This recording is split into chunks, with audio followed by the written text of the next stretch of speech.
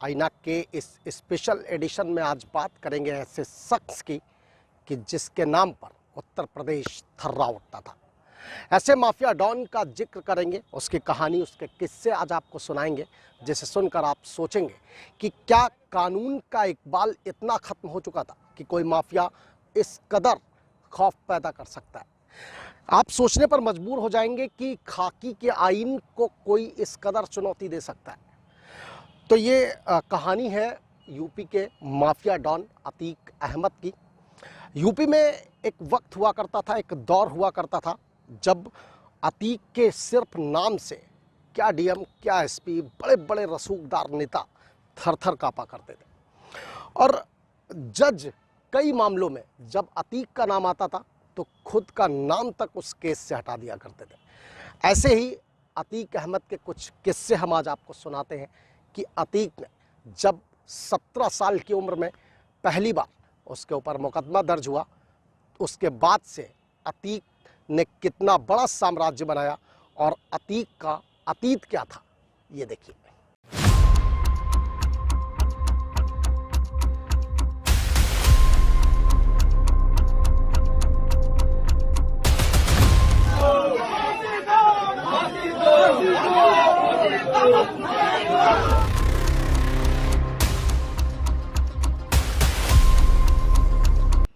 अतीक नाम के इस खौफ का आगाज साल 1975 से होता है। उस वक्त इलाहाबाद के चकिया मोहल्ले में फिरोज अहमद का परिवार रहता था, जो तांगा चलाकर परिवार का गुजर बसर करते थे। फिरोज का बेटा अतीक हाई स्कूल में फेल हो गया था। इसके बाद पढ़ाई लिखाई से उसका मन हट गया, उसे अमीर बनने का चस्का लग गया और इसलिए वो गलत काम धंधे में पड़ गया और रंगदारी वसूलने लगा। महज 17 साल की उम्र में अतीक पर हत्या का आरोप लग चुका था। उस वक्त पुराने शहर में चांद बाबा की तूती बोला करती थी। चांद बाबा की इजाजत के बिना परिंदा भी पर नहीं मार सकता था। लोगों की माने तो पुलिस भी उस दबंग के इलाके में जाने से डरती थी। अगर कोई पुलिस वाला गलती से चला भी गया तो चांद बाबा के गुंडे उसे पीट कर भेज देते थे। चांद बाबा के छोटे से गैंग के सामने चकिया का 20 साल का लड़का अतीक खुद को उससे बड़ा गुंडा साबित करने के लिए पूरी ताकत लगा रहा था। उम्र और बदमाशी की दुनिया में अतीक चांद बाबा से काफी छोटा था, लेकिन पुलिस और उस दौर के कुछ नेता अतीक को शय देने लगे थे। वो चांद बाबा के खौफ को खत्म करने के लिए लोहे को लोहे से काटने की कोशिश कर रहे थे। लिहाजा अतीक अहमद को पुलिस और नेताओं का साथ मिला, लेकिन आगे चलकर अतीक चांद बाबा से ज्यादा खतरनाक साबित हुआ। स्थानीय पुलिस नेता और बदमाशों के इसी कॉकटेल के दम पर अतीक अहमद गुनाहों का हमसाया बनता चला गया। साल था 1986। यूपी में वीर बहादुर सिंह की सरकार थी। प्रधानमंत्री थे राजीव गांधी।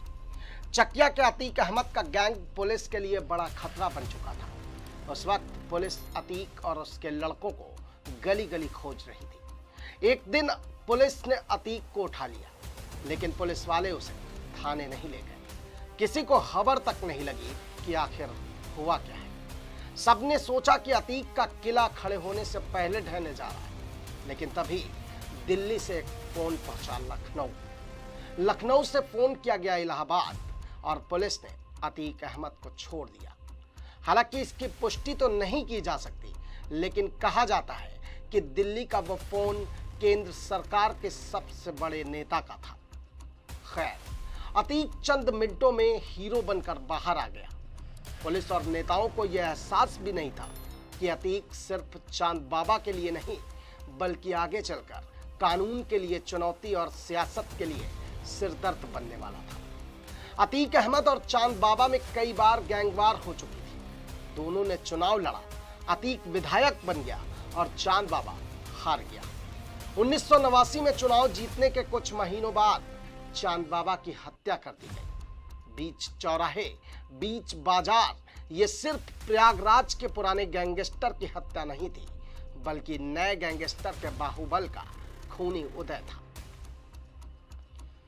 कहते हैं पुलिस की शय पाकर अतीक अहमद ने एक एक करके चांद बाबा का पूरा गैंग खत्म कर दिया। उसकी हत्या के बाद अतीक का खौफ इस कदर फैला कि लोग इलाहाबाद पश्चिम सीट से विधायक का टिकट लेने की हिम्मत तक नहीं कर पाते थे और इसी वजह से 1991 के बाद 93 में वो लगातार निर्दलीय चुनाव जीता और इसी बीच समाजवादी पार्टी से उसकी नजदीकियां बढ़ गई।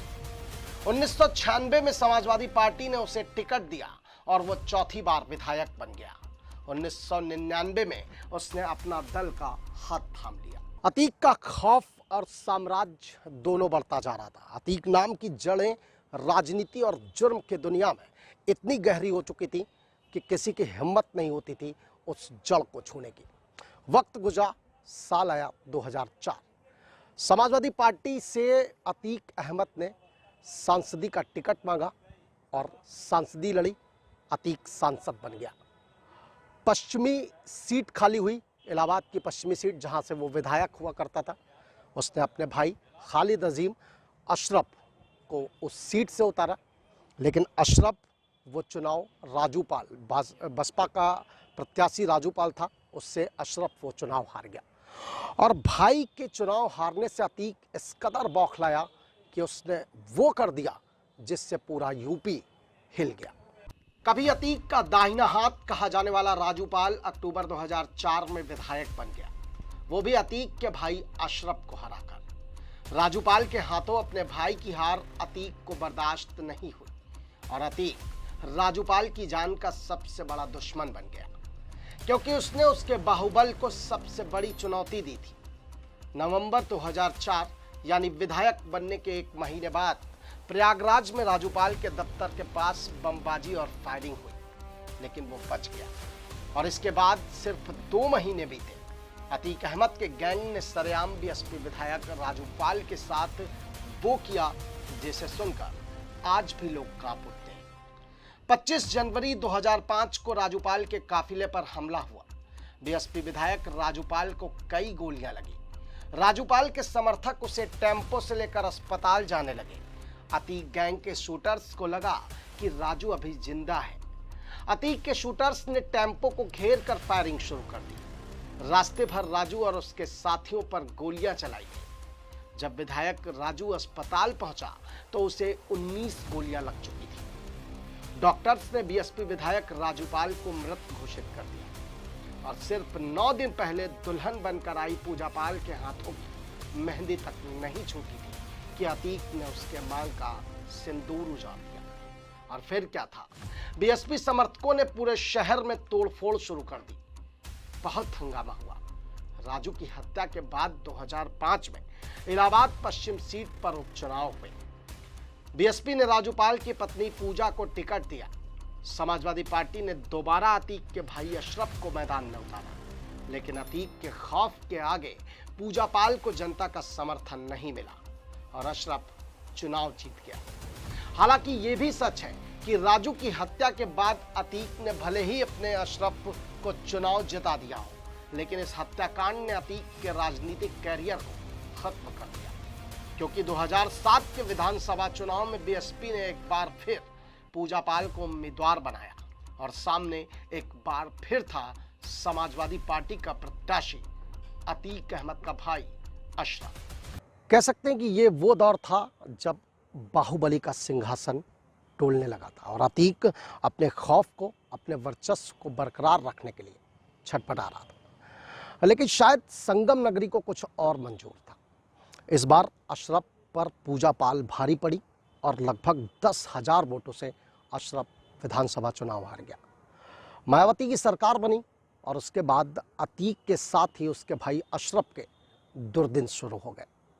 सूबे की सत्ता पर मायावती के काबिज होते ही अतीक का साम्राज्य डोलने लगा था। सियासत के करीबियों से लेकर गैंग के खासम खास लोगों ने अतीक से दूरी बना ली। समाजवादी पार्टी ने बाहुबली को बाहर का रास्ता दिखा दिया, जिससे अतीक बेहद कमजोर होने लगा। उधर मायावती ने अतीक को मोस्ट वांटेड घोषित करते हुए उसके गैंग का पूरा चार्ट तैयार करवा दिया था। पुलिस रिकॉर्ड में गैंग का नाम दर्ज होते ही 120 लोगों की लिस्ट बना गई और अतीक पर 20,000 का इनाम घोषित कर दिया गया था। और इतना ही नहीं, बाहुबली की करोड़ों की संपत्ति को सीज कर दिया गया, बिल्डिंगें गिरा दी गई और देखते ही देखते एक बाहुबली सांसद इनामी बदमाश बन गया। अतीक अहमद हिंदुस्तान का पहला ऐसा एमपी हुआ जिसके नाम के आगे भगौड़ा लिख दिया गया था। अतीक को फरार घोषित करने के बाद पूरे देश में अलर्ट जारी कर दिया गया था और उसके बाद एक दिन खबर ये आई कि दिल्ली पुलिस ने अतीक अहमद को गिरफ्तार कर लिया। फिर उसके बाद से अतीक कभी इस जेल तो कभी उस जेल। वक्त गुजरा, साल आया 2012 और सूबे में एक बार फिर चुनावी बिगुल फूंक गया। साइकिल बेहद तेजी से दौड़ रही थी। माना जा रहा था कि अतीक का दौर एक बार फिर से वापस आ जाएगा, लेकिन कुछ ऐसा हुआ कि लखनऊ और फिर दिल्ली तक का सफ़र तय करने वाला अतीक अहमद वापस इलाहाबाद की गलियों में सिमट कर रह गया। साल 2012 में अतीक अहमद के बाहुबल को राजूपाल की पत्नी पूजा पाल ने बहुत बड़ा झटका दिया। विधानसभा चुनाव लड़ने के लिए अतीक ने अपना दल से पर्चा भरा और इलाहाबाद हाई कोर्ट में बेल की अर्जी लगा दी, लेकिन 10 जजों ने केस की सुनवाई से ही खुद को अलग कर दिया। 11वें जज ने सुनवाई के लिए हामी भरी और अतीक को जमानत दे दी। अतीक के पास अब अपने सियासी बाहुबल को बचाने का आखिरी मौका था। वो खुद पूजा पाल के सामने उतरा, लेकिन जीत नहीं पाया। हालांकि राज्य में समाजवादी पार्टी की सरकार बनी और अतीक फिर से अपनी हनक बनाने की कोशिश में जुट गया। अतीक और उसके गैंग के गुनाहों का सिलसिला पुलिस की आंखों में अखरने लगा था और इस बीच अतीक उस दौर में एक बड़ी गलती कर बैठा। तारीख थी 26 दिसंबर, साल था 2018। राजधानी लखनऊ में एक बड़े बिजनेसमैन के अपहरण कांड से उत्तर प्रदेश दहल गया था और वो गुर्गे अतीक अहमद के थे। अतीक उस वक्त देवरिया जेल में बंद हुआ करता था। अतीक के गुर्गों ने उस बिजनेसमैन को सीधे जेल के अंदर ले जाकर अतीक के कदमों में डाल दिया।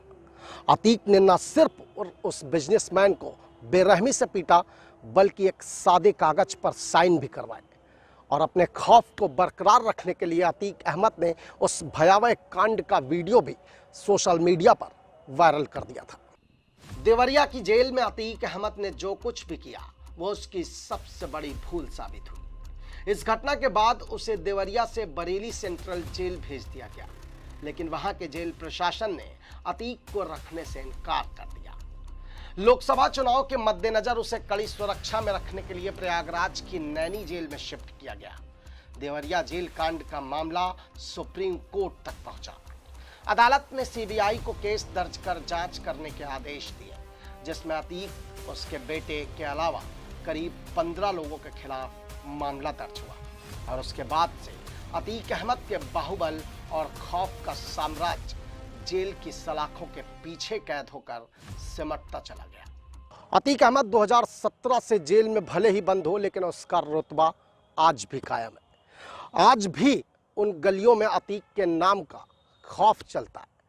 पहली बार अतीक को किसी मुकदमे में सजा हुई तो वो भी आजीवन कारावास की, और कहते हैं कि वक्त बदला लेता है और वक्त की मार, वक्त की चोट जब पड़ती है तो बड़े से बड़ा बाहुबली 1 मिनट में, 1 पल में धरती पर बिखर जाता है।